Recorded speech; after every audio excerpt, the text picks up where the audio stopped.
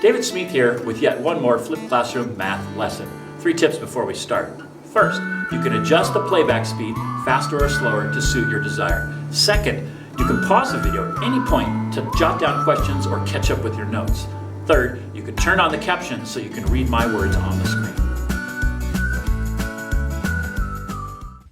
Today's lesson covers some tricky IB-style problems that work in this zone we've been working in this week with tangent and normal lines. So I titled it Finding Variables with Tangent and Normal Lines. So before we jump into this problem, which we'll work on in a minute, I want to just review all the basics that we know about functions, tangents, and normal lines. So that's just right over here.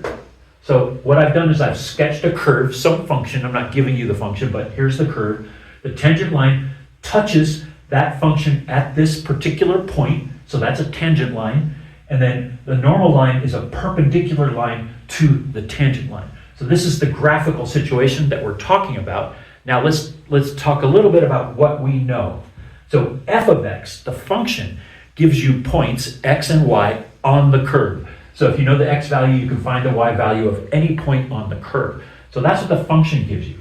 When you take the derivative of f of x, which is f prime of x, that gives you the slope of the tangent line at any point on the curve. So you can put the x value into the derivative function, and that will give you the slope of the tangent line at that value of x. So that's what that does. Now finally, how does this relate to normal lines? Normal lines are at 90 degrees to a tangent line. So once you have the slope of the tangent line at a point, you take the negative reciprocal of that slope. This is what we're doing here, negative reciprocal of tangent at slope m, and that's going to give you 1 over m, and it's negative. So that's the slope of your normal line. So this is the laws, rules governing our situation, and we use a few other equations back from algebra to bop around and make equations, find variables, and so on. Okay, back to our question. The gradient of the normal to the curve with equation, this one here, it's got a k there, we don't know what that is, but the gradient of the normal to that curve at point 1b, we don't know that either, is negative 1/4. Find k and b. Okay, now the math for this, there's not a lot to it, but the critical thinking step is kind of large.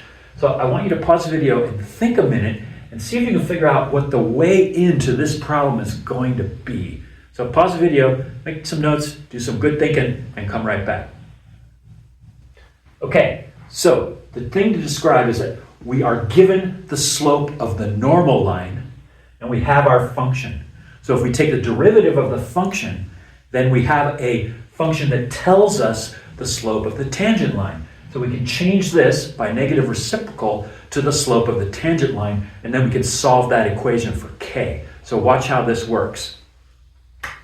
What I have is 4. So 4 is the negative reciprocal of that slope. Remember, this is the slope of the normal line, so the tangent line is going to be the slope, the negative reciprocal of that will be the slope of the tangent line. And how do we get the slope of the tangent line? That is taken by the derivative of that equation. So we're just going to take the derivative, 3 times k to the x to the 2. So don't worry about that k, just bring it along. So that's the derivative of the first term, minus 2, and the 1 goes away. So that finds you the derivative. Now I want you to pause the video and figure out what you need to do to solve for k in this situation. Now perhaps you stared at this and you noticed that you have one equation with 2 variables. It's kind of hard to solve that for k. You don't know what x is. However, there's something else we have here that we could use. Think real hard and figure out what that might be. Okay, let's see what you did. So we know that we're at this point 1b. We don't know the y-coordinate, but we do know the x-coordinate. This gives us a normal line with negative 1/4. So the tangent line to the slope of 4 also has that point. It's also 1b. So I can substitute 1 in for x and solve this for k. So go ahead and pause the video and do that. Okay, let's see how I did on that. I just put in my 1, squared it. Here's the x squared, and multiply by 3k minus 2. Move my 2 over. So I add it to both sides, I get 6. This resolves down to 3k, which gives us a value of 2 for k. Woohoo! So now I want you to pause the video and figure out how to use what we've learned here to find our b. Think real hard and then come back. So this is a typical IB problem in that it's scaffolded. Step 1 directly leads you to step 2. In fact, gives you a value that you then use in step 2. So we found k. So your thinking should be, now how do I use k to find my b? And the trick here is that this is a point on this function. So when you plug 1 into that function, you get b. You get the y value at the point when x is 1. So the critical thinking step here is that you know k. So you can plug k in here and find your b. So pause the video and see if you can get all the way through that. Okay, so I rewrote my original function, this one here, and I replaced my k with 2.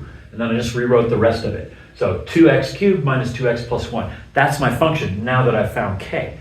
Now, what I need to do is take my 1 and plug it into my function to see what the y value is when x is 1. But we're doing this on the original function because this b is a point on the original function. It is also the point where we have a tangent line and we have a normal line. We use the normal slope to get the tangent slope to then find k, and then we're going to use k over here to find our b. So I plugged 1 in and I resolved it down, and b ends up being 1. So that's how you do one of these tricky IB problems. You'll notice what I said in the beginning is the algebra here is pretty simple. The thing that's difficult is to figure out what is my way in to this problem. And that's where it took a little critical thinking, but there you have it. Okay, let's do another one of these tricky find k problems. This time we're given different starting points. We do have our function, x cubed minus k over x squared, and we're being prompted to find k, but we're given something else. This is not enough to find k. However, they're also giving us the equation of the tangent at x equals 1 is this, 3y equals 6 plus 9x. So that is enough information to find k. So I want you to pause the video and think quickly about the steps that you would take to do that. Okay, let's do another one of these tricky find k problems. This time we're given different starting points. We do have our function, x cubed minus k over x squared, and we're being prompted to find k, but we're given something else. This is not enough to find k. However, they're also giving us the equation of the tangent at x equals 1 is this, 3y equals 6 plus 9x. So that is enough information to find k. So I want you to pause the video and think quickly about the steps that you would take to do that. Okay, here's the full overall picture here.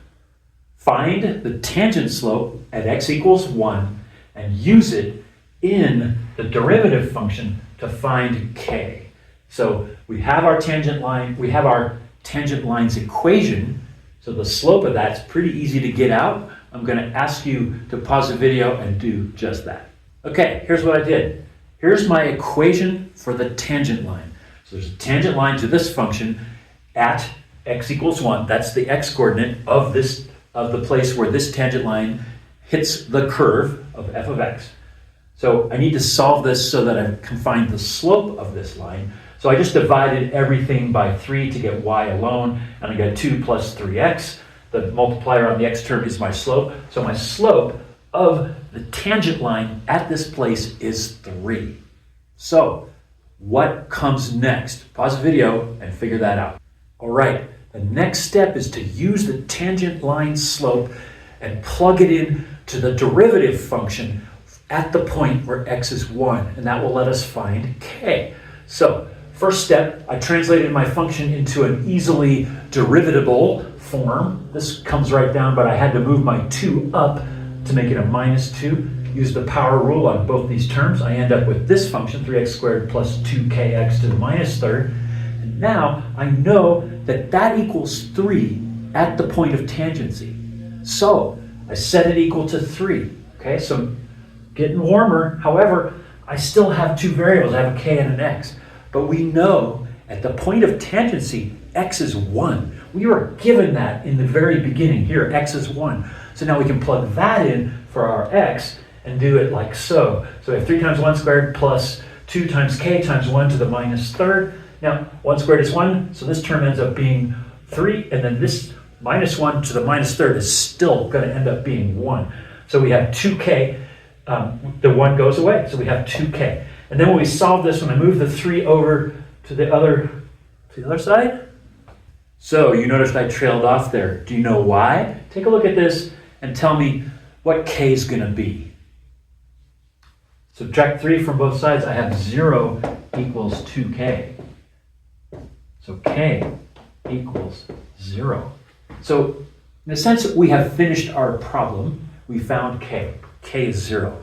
It's kind of weird. So let's take a look at what's going on here. I find this problem interesting in a weird way.